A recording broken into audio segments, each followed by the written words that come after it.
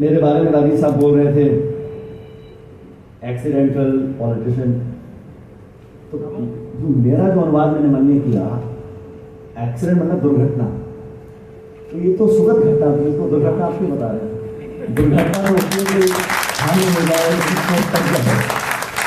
ऐसा नहीं है। राजीव साहब आपने जो कहा मैं उससे असहमत नहीं हूँ, लेकिन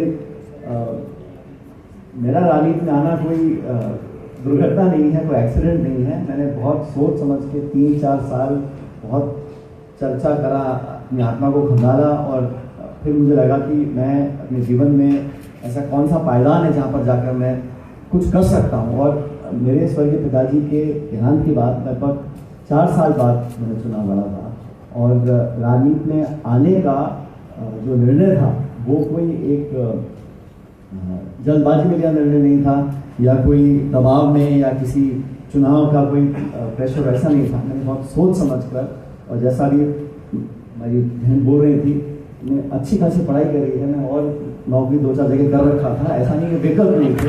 मैंने बहुत सोच समझ के इस पेशे में अपने आप को कांग्रेस पार्टी के माध्यम से मैं लेकर आया, क्योंकि मुझे लगता था कि ये ऐसा प्लेटफॉर्म है जहाँ पर हम बहुत कुछ कर सकते हैं। अगर आप तब्दीली बदलाव सामाजिक क्षेत्र में लाना चाहते हैं तो राजनीति बहुत एक ताकतवर पायदान है। इसलिए जब से मुझे काम करने का मौका मिला है, मैंने कोशिश करी है कि छोटा बड़ा बदलाव अगर सकारात्मक लेकर आते हैं तो हमारे राजनीति में आने का जो मिशन है, जो उद्देश्य है, वो कुछ हद तक हम पूरा कर सकते हैं।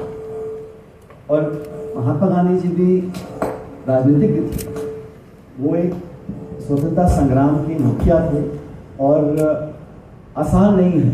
और आपने खुद ही कहा, लोग उनकी बात को इसलिए मानते थे क्योंकि वो बहुत बड़े नेता, ऐसा नहीं था। इस किताब के माध्यम से स्कूल्स कॉलेजेस में, और आजकल सच में देश बहुत नौजवान है, और